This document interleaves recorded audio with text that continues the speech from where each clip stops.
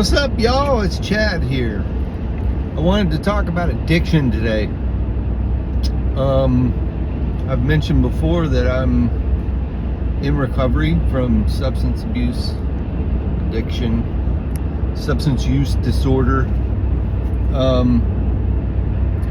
And addiction has been a part of my life since, well, I had my first drink of alcohol when I was 13, and I'm 53, so that should be about 40 years.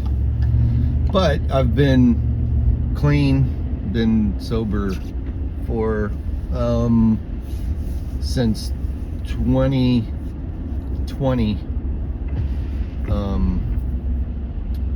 and I've been continuing to learn about addiction and what that looks like.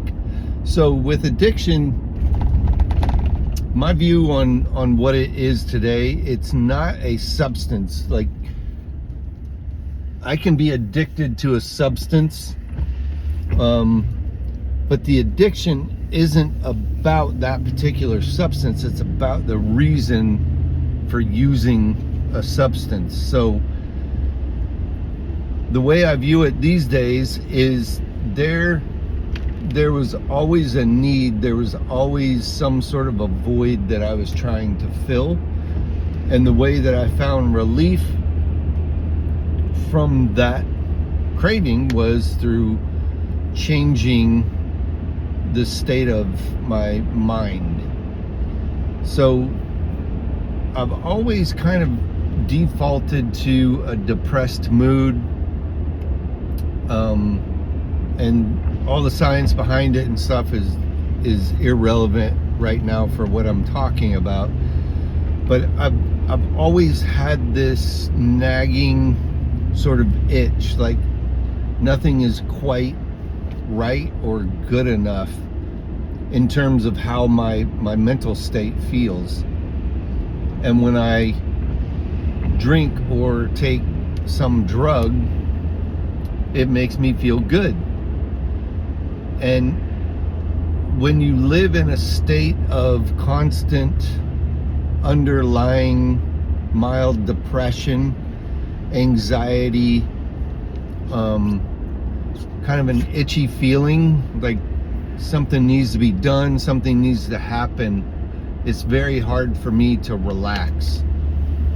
And so what I found was substances provided a real relief from that. I could be anywhere with anyone doing anything, and if I could alter the way my brain felt, then it was bearable.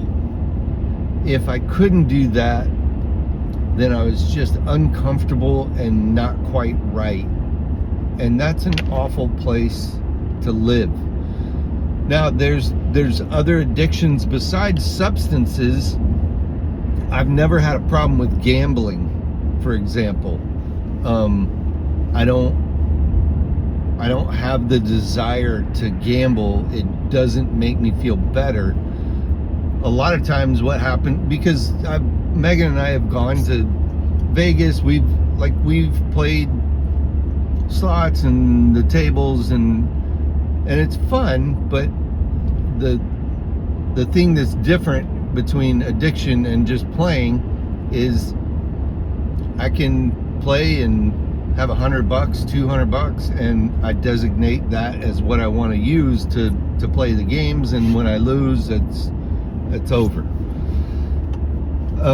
There's all kinds. Work is another thing, or exercise. There are a lot of addictions of process, where you're performing some act to make yourself feel better. So some people get hooked on exercise, some people get hooked on a lot of things. Mine was always substances. When I would use substances, it was always about feeling better. And with addiction, there's a reason why us addicts are addicted to something, no matter what it is. And in my case, the trauma, the abuse, the abandonment, all of these issues are what I'm trying to get to the bottom of. Now, I fully understand these days that using a substance or doing something to change your brain, the way you feel, I realize that that is a very temporary effect, and it doesn't last. And so there's always this need for more, and that's where you see the stereotypical, chasing the dragon, like trying to capture that high that you achieved the first time or in the beginning. So I drank heavily. I used lots of substances, but my main go-to was alcohol, and that's like an acceptable addiction as long as it doesn't look real gnarly and like, you're not down and out, you're not affecting those around you. On the surface, it doesn't look like you're affecting anyone around you. A lot of people have problems with alcohol because it's a legal substance, and people just don't think it's that big a deal. A lot of people like to go and drink and have a good time. Nothing wrong with that, but for people like me, that's not an option anymore. And what happened with me, so I spent 3 months altogether in inpatient treatment for substances, and every time I would get rid of the substance and go through a treatment program, it always felt really good. Like I always wanted to continue that. The problem with addiction is once you remove the substance or whatever it is, I'm talking about substances in my case. So when you remove the substance, the reason that you were using those substances is still there. So in my case, I look at substances, they were a tool for me to use in order to feel good about myself, about life, about just existing. The problem is you remove that tool, and now there's an empty space where that used to be. But the problem was I had used that tool for so long and so much, it increased in my tolerance went up, the amount I needed to feel better went up, and you get to a point in substances where it doesn't really make you feel that good anymore, but you feel worse when you don't have the substance. So if I didn't have a drink during the day, I would start to feel even worse. So it's kind of this vicious cycle of I need it to feel good, but then I've used it for so long that even when I do use it, I don't really feel that good. I'm trying not to feel sick. So when I quit in 2020, no, I went to rehab in 2019. That was my third rehab. Something finally clicked. So I started learning more about addiction and the reason why I was addicted to these substances, and started to look more at the underlying trauma. So I was kind of quit around 2014 or so. I'm not very good with dates, by the way, so take them all with a grain of salt.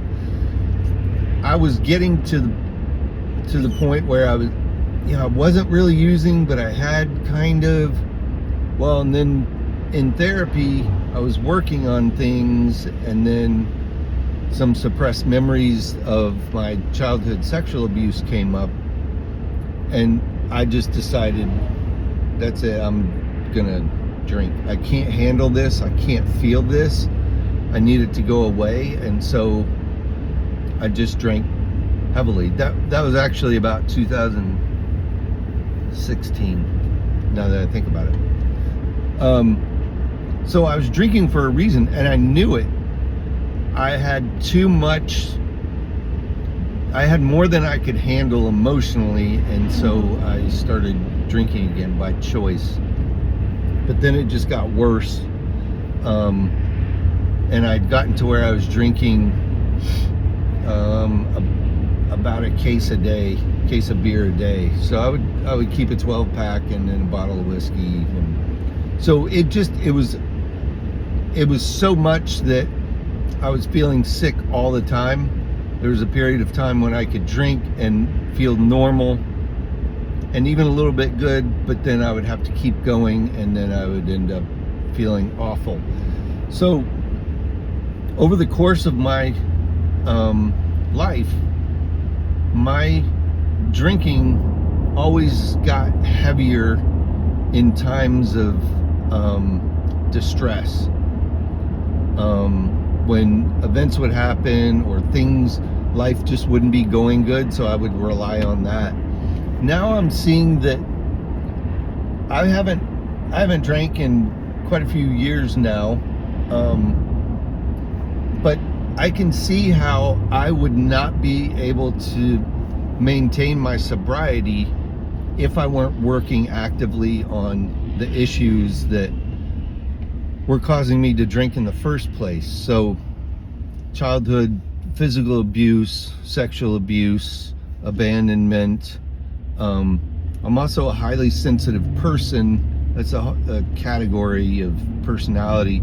So I'm very sensitive to stimulus, to my environmental stimuli. It's overwhelming. Some days are just simply overwhelming to me. One little thing could set me off.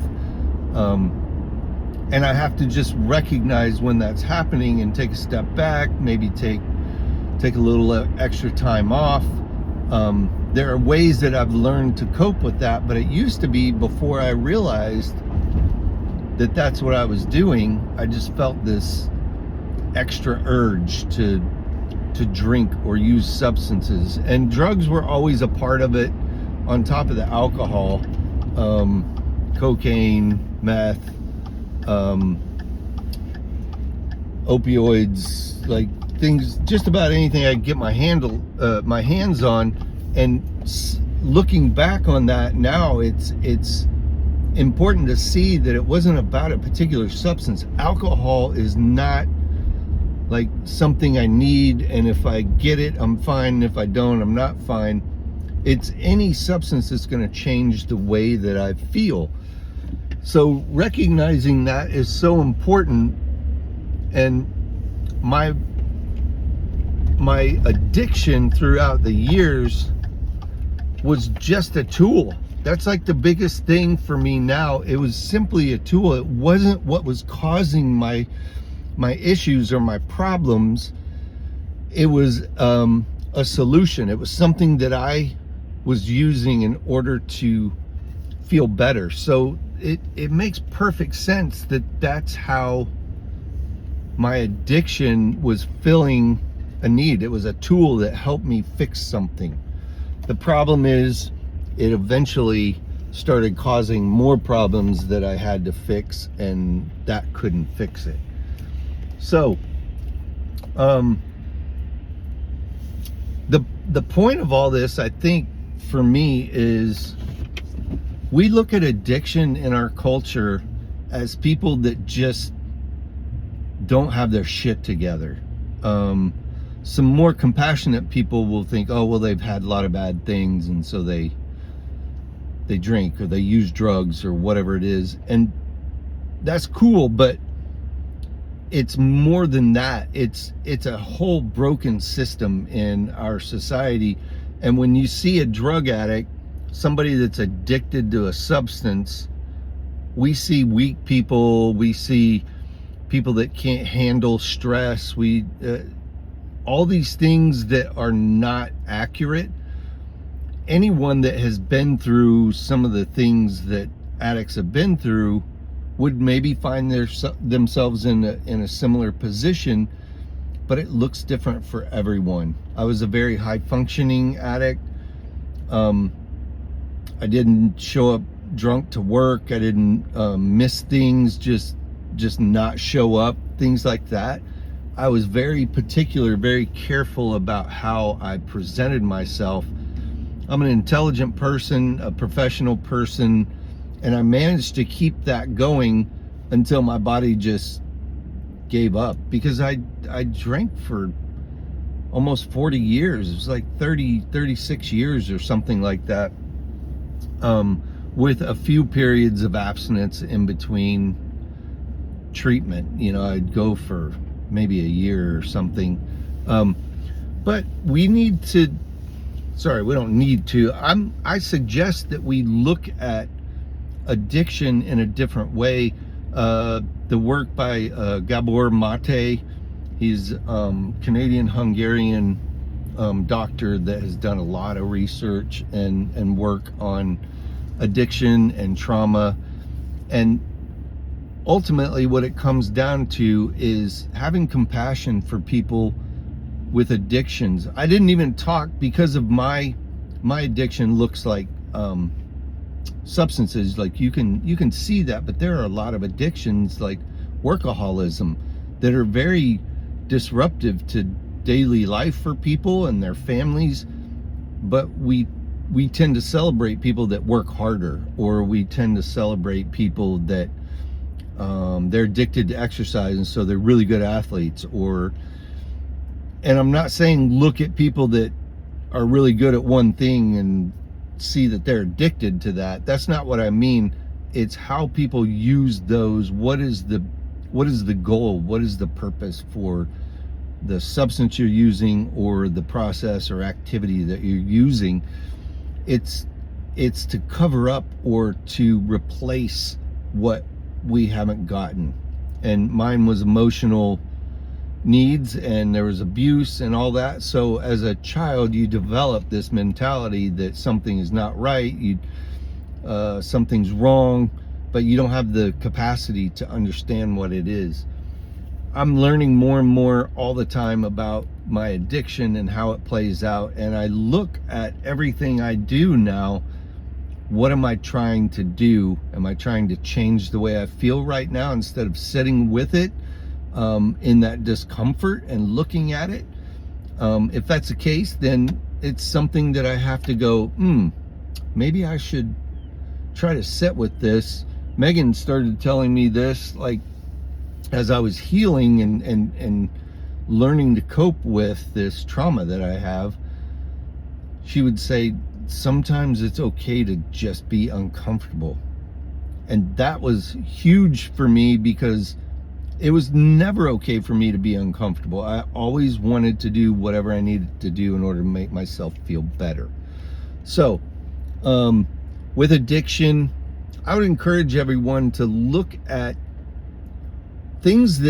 what are things that you do or things that you use in order to cope with stress or difficult situations, difficult people, in particular emotional challenges. What are the things that you do that help you deal or cope with that? Do you feel like they're healthy? Do you feel like they're pushing you into health and wellness, or they're just covering up? In my case, every day now, I look at what it is I do, the thoughts that I have, what they are trying to accomplish or avoid. Like, am I just trying to change the way I feel? If that's the case, then I need to be able to sit with that a little bit more. Well, this is getting to about 20 minutes, so I just want to wrap up here. Addiction is a very serious problem, but it's also something that is an indicator. It's like a red flag. Hey, there's something that I need to look at.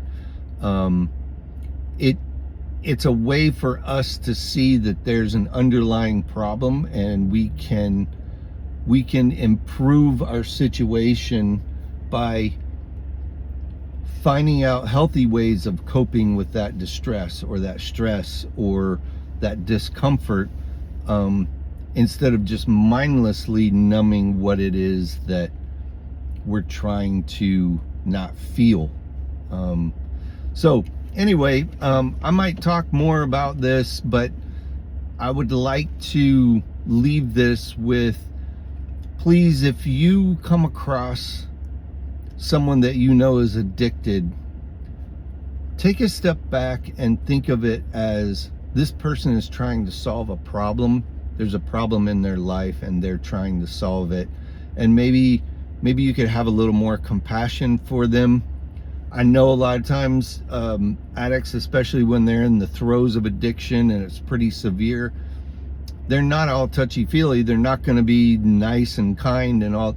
Maybe you're seeing just the edges of that person's personality that have been sharpened in order to keep people away. That's another way that addicts tend to move toward that isolation, trying to keep people at bay because they've been hurt. We've been hurt really bad, and we're just trying to figure out how to cope with it, how to get better.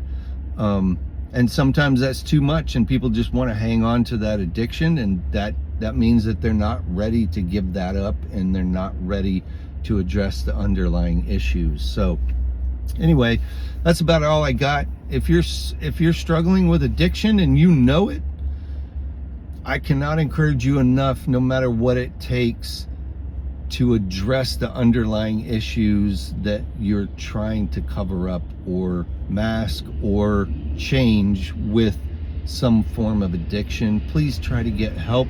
Reach out to somebody, talk to somebody. Just get online and start looking into researching what addiction is and maybe how it's playing out in your life. And you're worth healing. You're worth healing from whatever it is you're trying to cope with. And it's okay. You're not a bad person. You're not awful, evil, weak-willed, stupid. You're none of those things. You're just struggling and you're trying to get help. So please find help. I've been there. I've done that. I love you. I feel your pain, but it's worth it. You can heal, and if I can do it, you can do it. So I love you all. I hope you have a wonderful day, and we'll see you next time.